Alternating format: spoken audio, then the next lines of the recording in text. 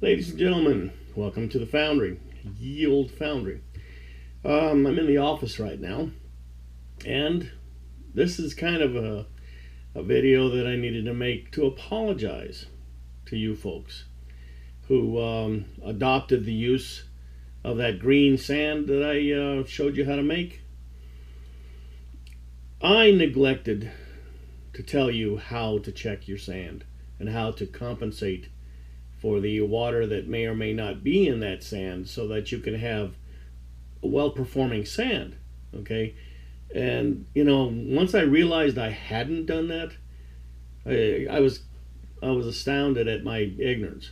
Okay, me not telling you how to check your sand and how to compensate for the evaporation of the water out of your sand was like me being an auto shop teacher in high school that taught you how to change the oil in your car, how to flush the radiator, and yet not show you how to park your car.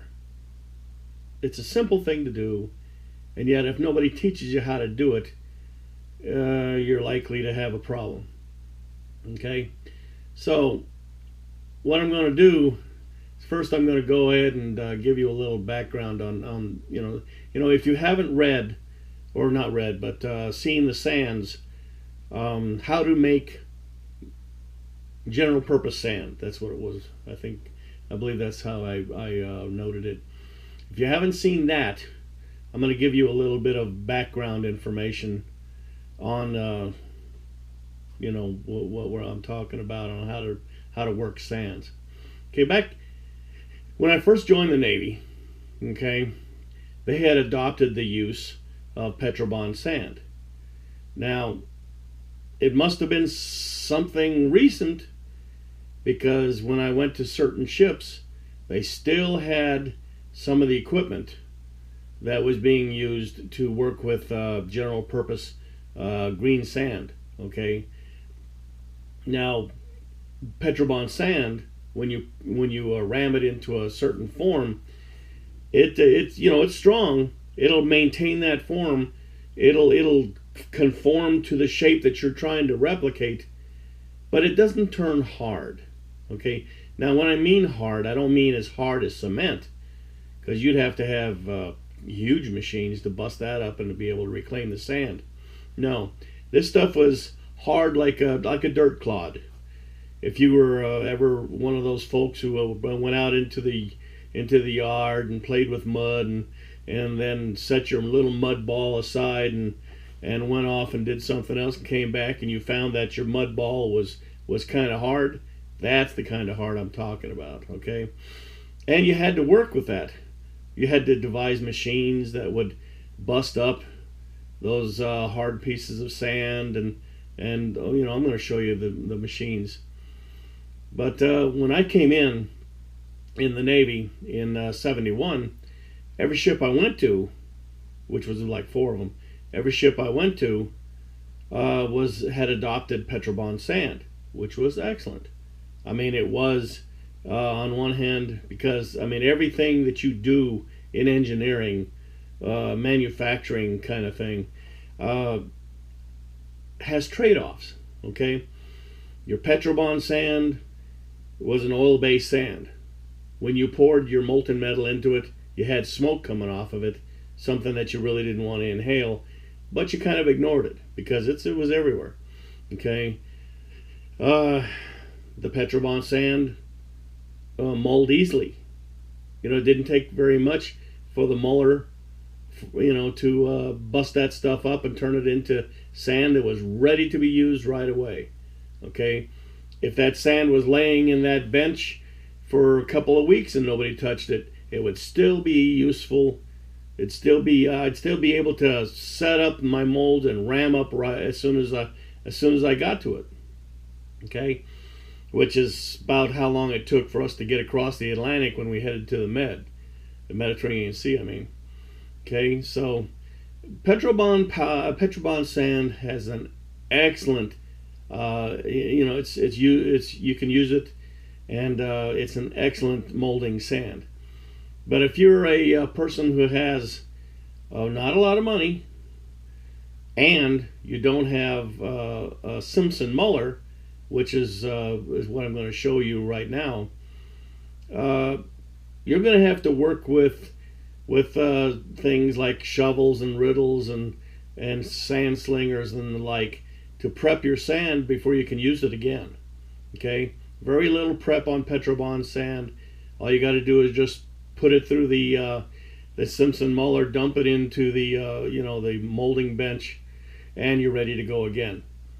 Now, a Simpson Muller, I don't know, you can look it up. You can see a lot more Mullers online if you want to, but a Simpson Muller is basically nothing but a big tub with a couple of big, the wheels are about, let's say, 3 inches wide, let's say, or maybe even 4 inches wide, depending on the model. Those wheels are connected to a rotating shaft, actually a horizontal arms, and the arms are connected to a rotating shaft, and the wheels go round and round, smashing the sand in front of it. Now, if there's a couple of other things inside the tub of the Simpson Muller, you have what's called a couple of plows. Okay, nothing more than a couple of pieces of metal.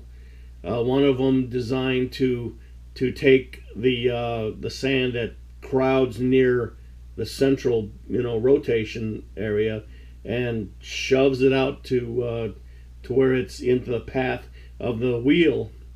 And then you have another plow that does the same thing, except in this case it will go to the side of the tub and scrape that side, or it's really close. It's not really scraping, it's not touching, but it's close enough that if there's some Petrobond or any sand accumulated against the side, it'll knock it loose and force it to land in front of the oncoming big wheel. These wheels were something like, let's say 25-30 pounds heavy, in weight. So they were plenty heavy to be able to mix all that sand. Just like if you had a handful of that sand and you kept squeezing and mixed it all by hand, that is what the wheels usually did. It squeezed it by way of gravity and by way of its weight, and if there was any bad, like a big pocket of something here, but like a dry area here in the sand pile, that would mix it up and redistribute all those ingredients throughout the mix, so that you would be able to work with that pile of sand for quite some time. Okay, so this is what that's what a Simpson Muller. Now that's a brand name. Simpson is a brand name. That's the company that made it. There's lots of other Mullers out there. There's even Mullers out there that have been devised by people using, and they knew what they had to make. But they're using things like cement mixers. Okay, I remember seeing a cement mixer. You know how you can take the handle, you let loose on the lock, take the handle, you turn it, and the stuff comes out. Well, what they did is he'd take the handle and aim it straight up, take the top half of that away, so that all you had was just the basin underneath it, and then he devised a single wheel that would be static. Okay, it would be held by the framework of the mixer, and the part that moved was what moved before, was the part that held the sand. It would rotate, and then it would rotate the sand under the wheel, and it would act just like a Muller, just that the wheels didn't move, and the basin did move, completely opposite of what a regular Muller acts like, or at least the ones I'm familiar with, the Simpson Mullers. Pardon me.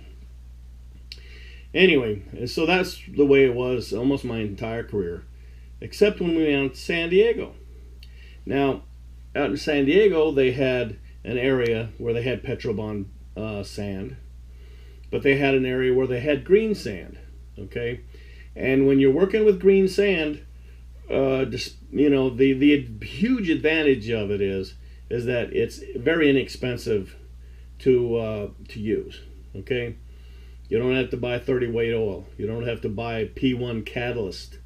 You don't have to buy Petrobond powder, which apparently us backyard guys can't get their hands on unless they want you to buy 1 billion pounds of it, or you want to spend some ungodly amount of money, like $200 for 50 pounds. 50 pounds won't even make a 12 by 12 mold. Okay, and I'm still complaining about that again. Well, let me get back off of that before I drift off into another area. Anyway, back in the days when they were routinely using green sand, or general purpose green sand, the guys who were in charge of reclaiming the sand and getting the sand ready for the molders to ram it into molds, what they wound up having to do is this: take piles of sand, manually riddle it to get all the bits and pieces of, well, in this case it would probably be pieces of wood out of it. It would be pieces of coal out of it, probably be pieces, but mostly a lot of the sharp bits of metal that found their way into the sand after the sand was poured. Now, how does that happen? Well, it's simple.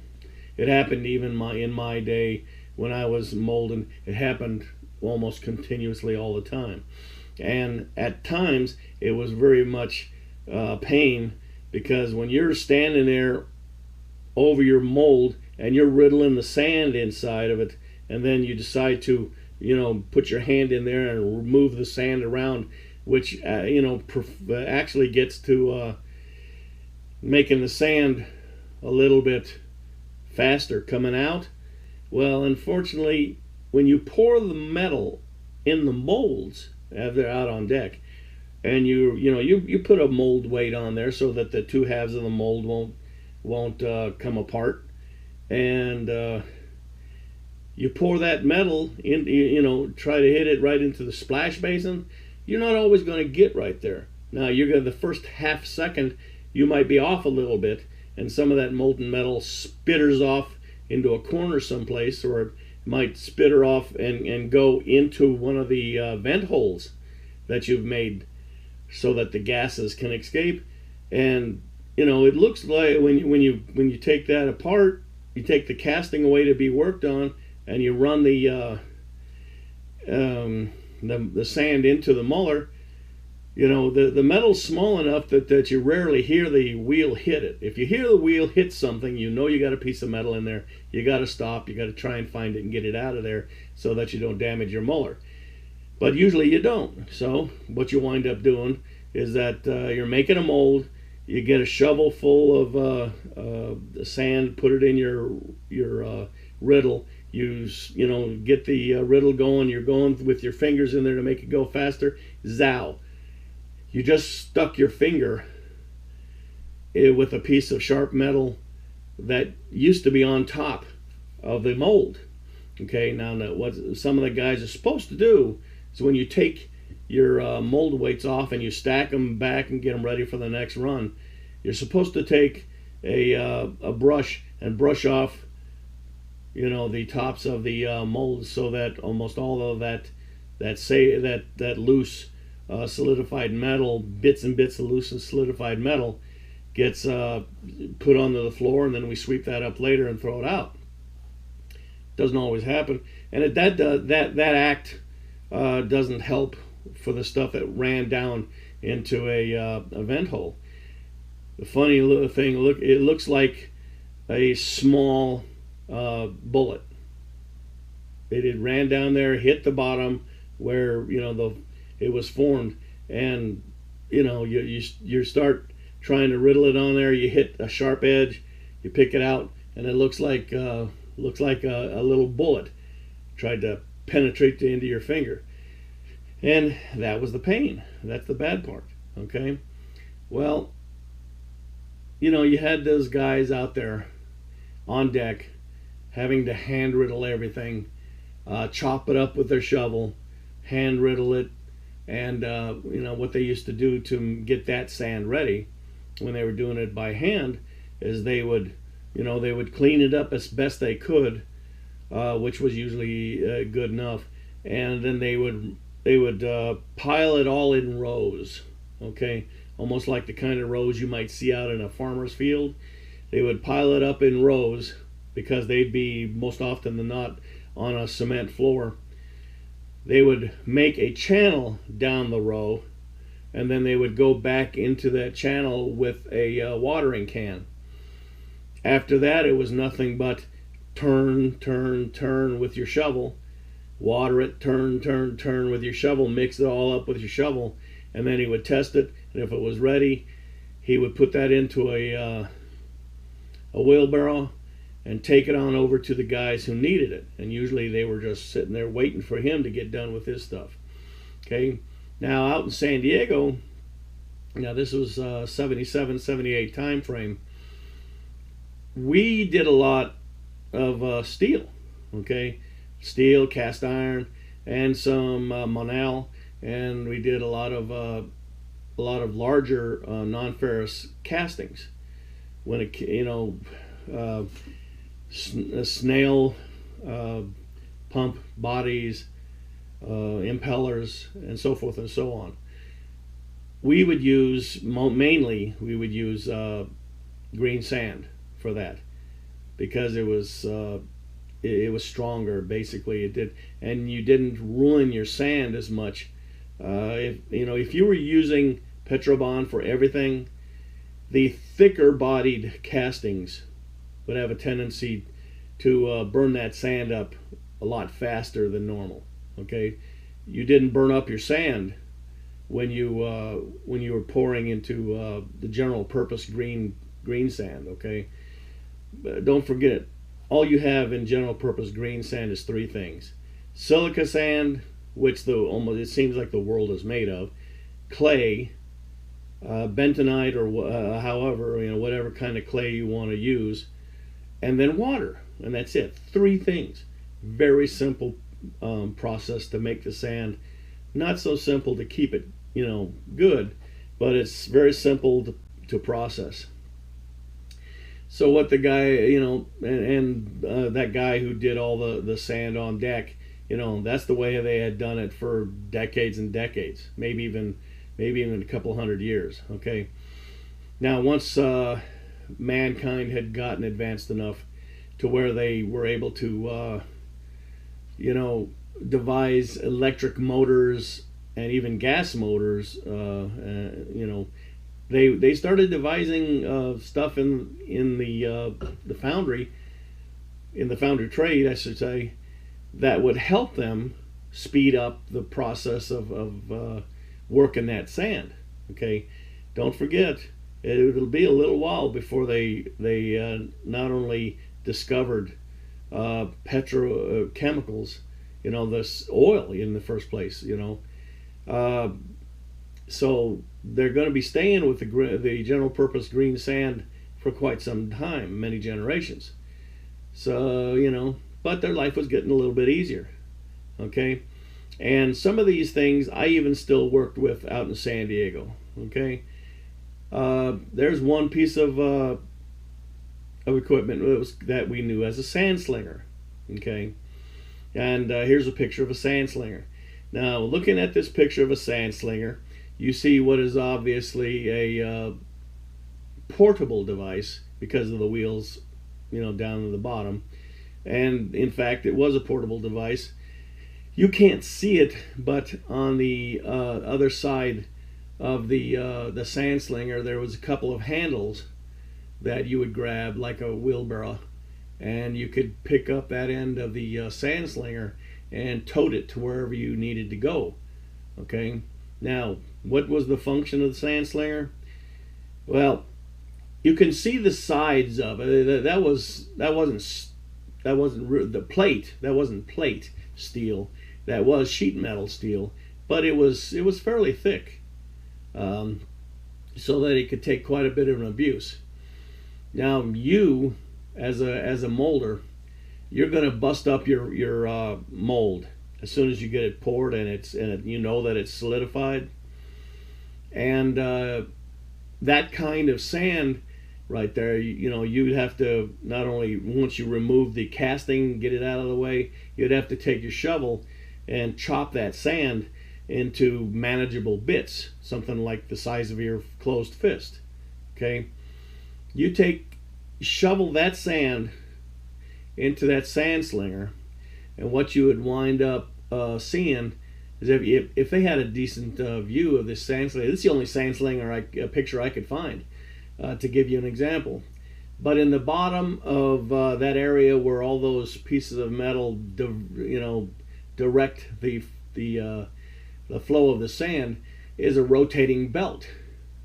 It's like a conveyor belt, but it goes at a very high speed, and all through the belt, I think they were riveted. All through the belt was riveted the only way you could describe them as cleats, just like the cleats you would see being worn on the shoes of the baseball players. They were the flat cleats, not the pointy cleats. Okay. So you take your sand that you just chopped up, you throw it in there. The stuff that was already loose gets tossed or thrown to a pile that you've aimed the lever to. You can't see it in this picture. In this picture, on the opposite of the top portion, there's a piece of sheet metal that you could raise it or lower it to direct the sand that's being thrown out of the machine into a pile. How you could have it thrown 5-10 feet away into a place where all the sand is supposed to collect, or you could have it thrown into a pile right near the machine. Okay, once all that loose stuff gets thrown out, it takes and the harder stuff is always, it gets hit by the cleats. A bit of it is chopped off. It the rolling sand clod, you might call it, jumps up a little bit, comes back down, falls against that belt again, and eventually all those hard parts are torn to pieces, and you have loose sand again. Okay.